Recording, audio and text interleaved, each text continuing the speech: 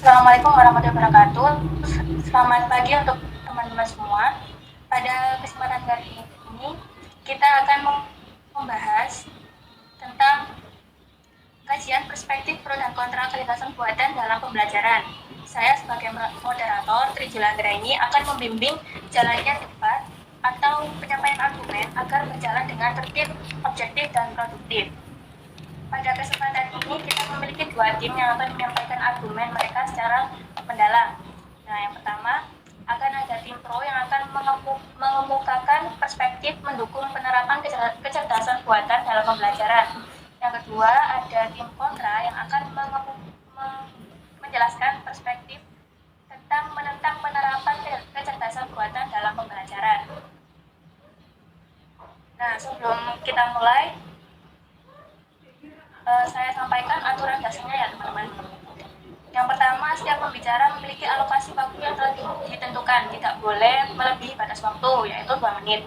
Nah, tidak ada gangguan saat lawan bicara sedang menyampaikan argumen. Lalu, argumen harus berdasarkan fakta dan logika, menghindari serangan pribadi, serta menyertakan analisis kritis sesuai tema. Nah, setelah pembagian penyampaian argumen, akan ada sesi tanya jawab antar tim untuk mengklarifikasi dan mendalami poin yang diajukan. Nah, untuk alur debatnya, yang pertama ada penyampaian argumen pembuka,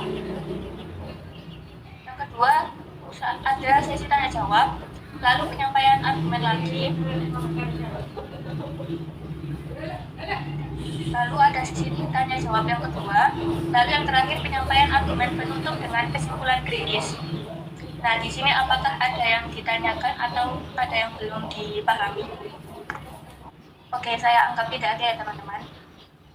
Tanpa berlama-lama lagi, silahkan untuk tim pro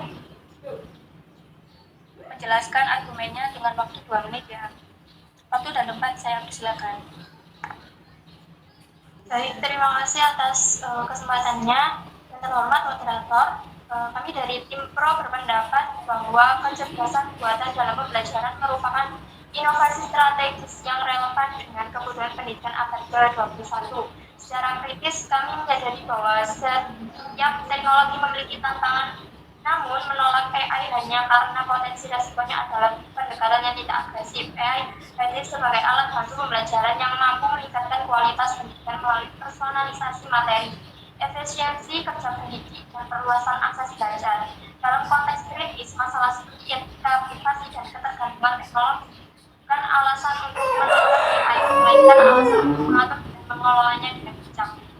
Pendidikan justru membutuhkan adaptasi agar tidak tertinggal oleh perkembangan zaman. Oleh karena itu, kami menegaskan bahwa penggunaan AI dalam pembelajaran lebih banyak memberikan manfaat daripada kerugian apabila diterapkan secara bertanggung jawab dan terkontrol. Terima kasih. Sudah, tim pro, apakah ada yang disampaikan lagi? Atau sudah? Oke, terima kasih untuk tim pro atas pendapatnya yang sangat luar biasa. Selanjutnya, silakan untuk tim kontra menjelaskan argumennya. Waktu dan tempat saya persilakan. Baik, terima kasih. Kami dari tim kontra berpendapat bahwa penggunaan AI dalam pembelajaran membawa risiko serius terhadap kualitas pendidikan, terutama pada aspek berpikir kritis, integritas akademik, dan perkembangan manusia sebagai pembelajar. Penelitian di Indonesia menunjukkan bahwa ketergantungan AI berpengaruh terhadap keturunan kemampuan berpikir kritis mahasiswa. Studi terhadap 408 mahasiswa menemukan bahwa semakin tinggi ketergantungan AI, semakin rendah keterampilan berpikir kritis mereka. Penelitian lain juga menyatakan penggunaan AI secara berlebihan dapat menyebabkan krisis pemikiran kritis pelajar karena siswa lebih fokus pada hasil instan daripada proses memahami materi. Apakah sudah atau belum? Tim kontra apakah sudah? Sudah, boleh lanjut. Oke, selanjutnya masing-masing tim memiliki waktu 3 menit untuk mengajukan pertanyaan dan menjawab terkait analisis yang disampaikan. Silakan untuk tim pro menyampaikan pertanyaannya. Baik, saya tim pro izin bertanya kepada tim kontra.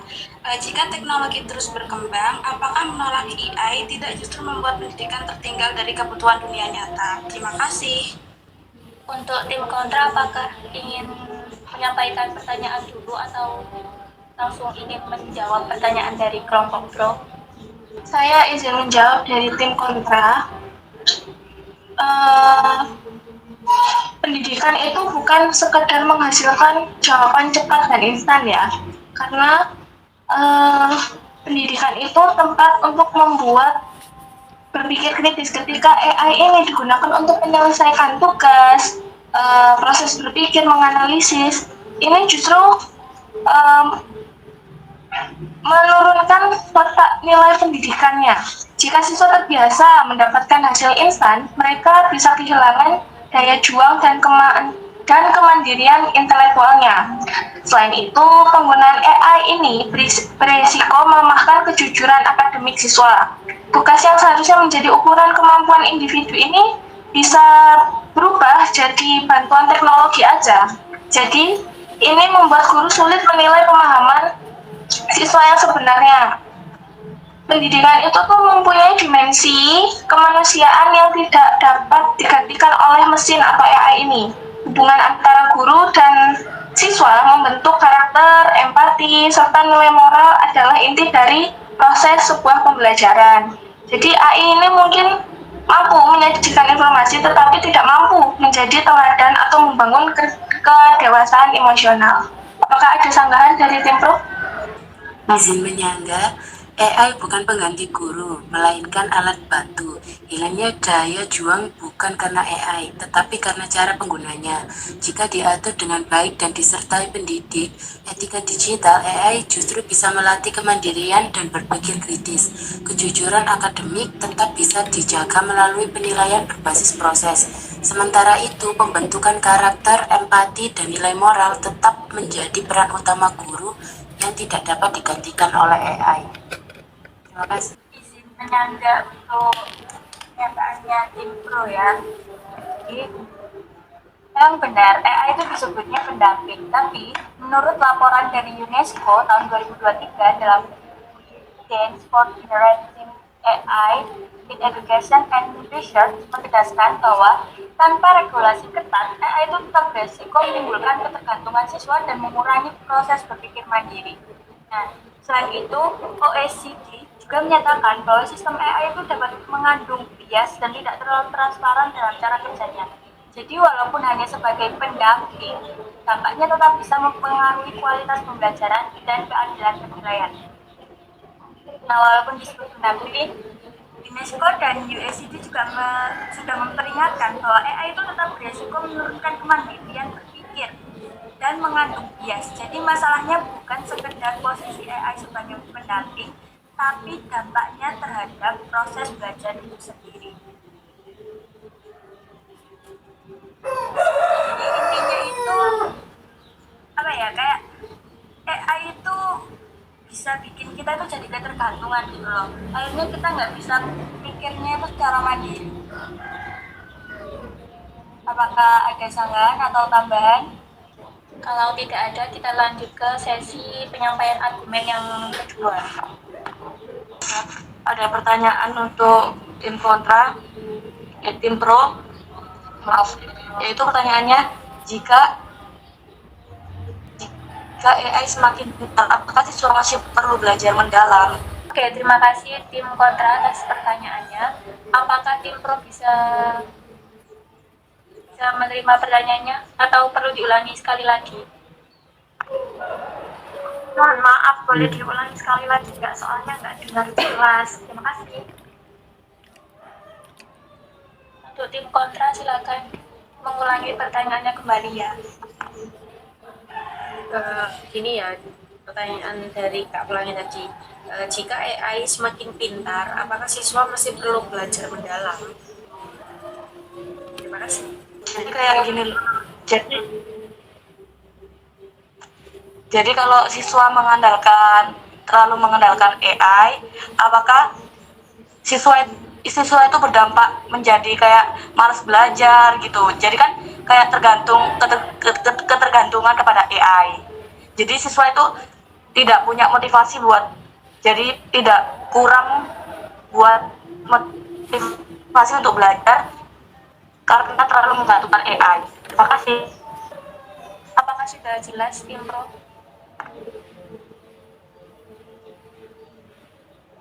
Oke, silakan untuk tim Pro menjawab pertanyaan dari kelompok kontra.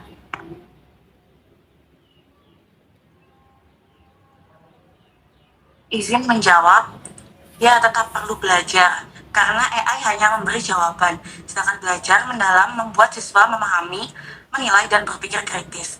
Tanpa pemahaman yang kuat, siswa justru tidak bisa memastikan apakah jawaban AI itu benar atau tidak.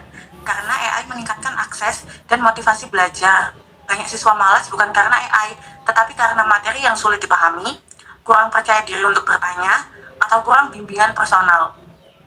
AI bisa menjadi tutor pribadi 24 jam untuk menjelaskan ulang materi, memberi contoh tambahan, dan menyesuaikan dengan tingkat pemahaman siswa.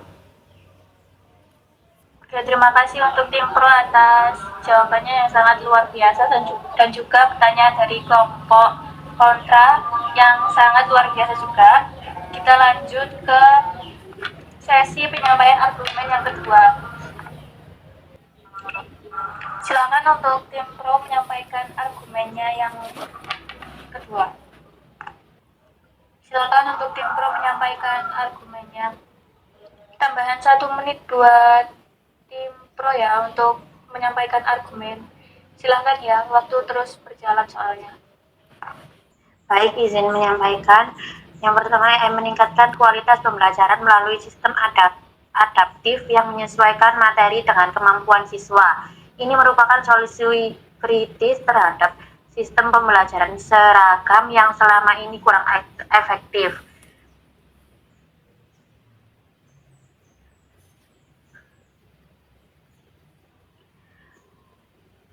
Lalu yang kedua ada AI membantu guru bukan menggantikannya. Dengan berkurangnya beban administratif, guru dapat lebih fokus pada pembinaan karakter, kreativitas, dan interaksi sosial siswa.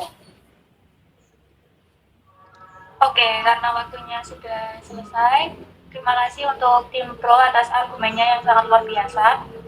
Silakan untuk tim kontra menanggapi argumen dari tim Pro. Waktu dan tempat saya persilakan ya.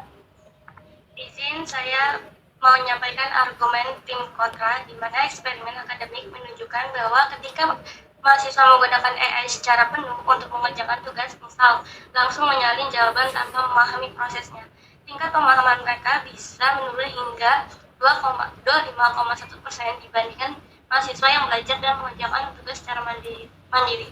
Hasil tugas mungkin terlihat bagus, tapi pemahaman konsepnya lebih rendah. Selain itu, penelitian pendidikan global juga menyoroti beberapa risiko penggunaan AI yang berlebihan, yaitu ketergantungan teknologi, melemahnya interaksi sosial, yang ketiga penurunan kemampuan berpikir kritis. Oke, terima kasih. Oke, terima kasih tim kontra atas tanggapan yang sangat luar biasa. Dari masing-masing tim dipersilakan untuk menanyakan pertanyaan apabila ada yang perlu ditanyakan. Silakan untuk tim Pro dan kontra, apakah ada yang ditanyakan satu sama lain? Untuk tim kontra, apakah ada yang ditanyakan kepada tim Pro? Silakan menyampaikan pertanyaannya ya. Oke, terima kasih kesempatannya. Jadi di sini saya mau tanya, sejauh mana pendidikan karakter itu dapat terbentuk melalui proses pembelajaran yang minim atau tanpa interaksi manusia secara langsung? Kalau di AI kan kita ngetik terus langsung keluar jawaban. Nah, itu sejauh mana pendidikan karakter itu dapat terbentuk? Gitu. Terima kasih. Oke, terima kasih tim kontra atas pertanyaannya yang sangat luar biasa. Apakah tim Pro perlu diulangi pertanyaannya? Apa sudah? Izin menjawab,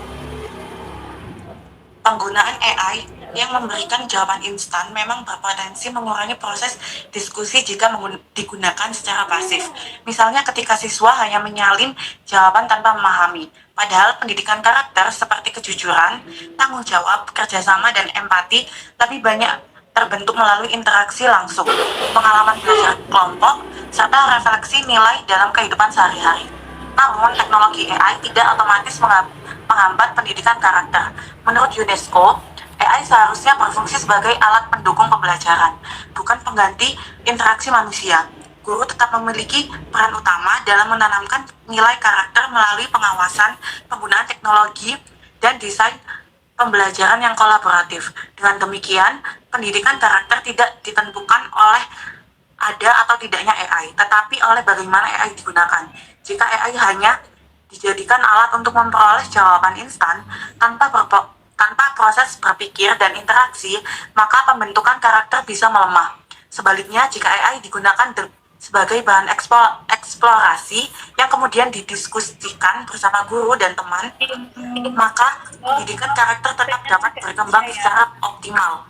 Oke, terima kasih untuk tim pro atas jawabannya yang sangat luar biasa. Untuk tim kontra, apakah bisa diterima atau ada sanggahan? Atau ada yang perlu ditanyakan kepada tim pro kembali? Sudah boleh dilanjut lagi.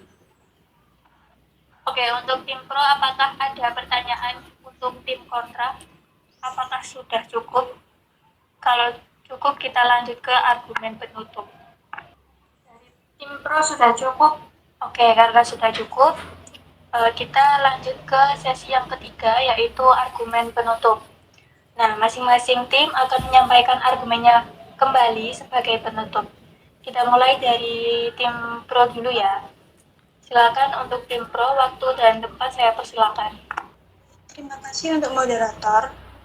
Sebagai kesimpulan, kami dari tim pro menegaskan bahwa kecerdasan buatan dalam pembelajaran bukan ancaman bagi pendidikan, melainkan alat pendukung yang dapat meningkatkan kualitas, efisiensi, dan pemerataan pendidikan.